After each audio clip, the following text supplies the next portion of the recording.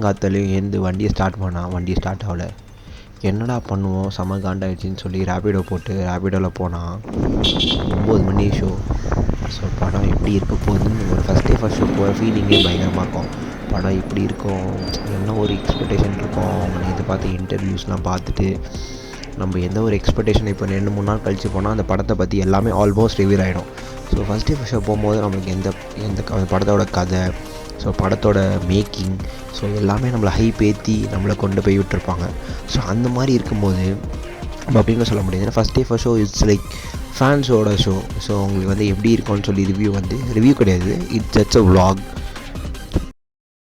Hi guys, நான் வந்து கோட்டு பார்த்துட்டு வந்திருக்கோம். கோட்டு படம் எப்படி இருக்குப்பா?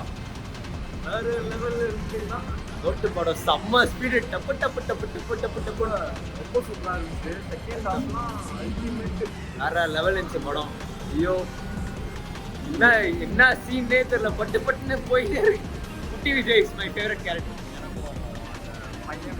குட்டி விஜய் நிறைய சர்ப்ரைசஸ் இருக்கு. எக்கச்சக்க பேர் வந்துட்டே இருக்காங்க. எதையோ கேட்காம போய் பார்த்தீங்கன்னா ஒரு பயங்கர சர்ப்ரைஸாக இருக்கும். ஆனால் வந்து மாசாக இருக்குது கைஸ், போய் பாருங்கள். Greatest of all time. லாஸ்ட்டில் அந்த ஒரு சீக்வன்ஸ் பண்ணி வச்சிருக்காங்க 40 நிமிஷம். அது சூப்பராக இருக்கும். எனக்கு சின்ன ஒரே ஒரு அந்த பாட்டுலாம் தூக்கிட்டு சூப்பராக பட்டம் பயங்கரமாக இருக்கும். எல்லாம் டான்ஸ் ஆடுவாங்கன்னு சொல்லிட்டு ஜாலி கைஸ். வேறு லெவல் தான். நெஞ்சல் கூட இருக்கும். அப்புறம் வெயிட் அ மினிட், இது படமே இல்லையே அப்படின்னு தோணுச்சு. எல்லா ஐ மூமெண்ட்ஸையும் மொத்தமாக ஒரு படமாக இருந்தால் எப்படி இருக்கும்? Ah, good. It's starting. Yeah, that's what you say. I can never figure out when the hell the studio logos end and the actual movie begins. எல்லாரையும் காமிச்சாங்க. ஃபஸ்ட்டு காமிச்சாங்க அது வந்து பிரசாந்த்.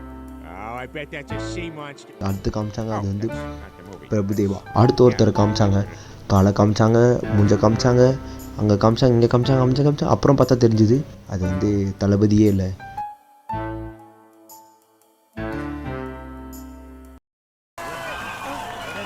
தெரியாத்தனமாக பிரபா விஜயகாந்துக்கு பேப்பரை வீசிவிட்டு விஜய் வரும்போது பேப்பர் இல்லாமல் இருந்தான்.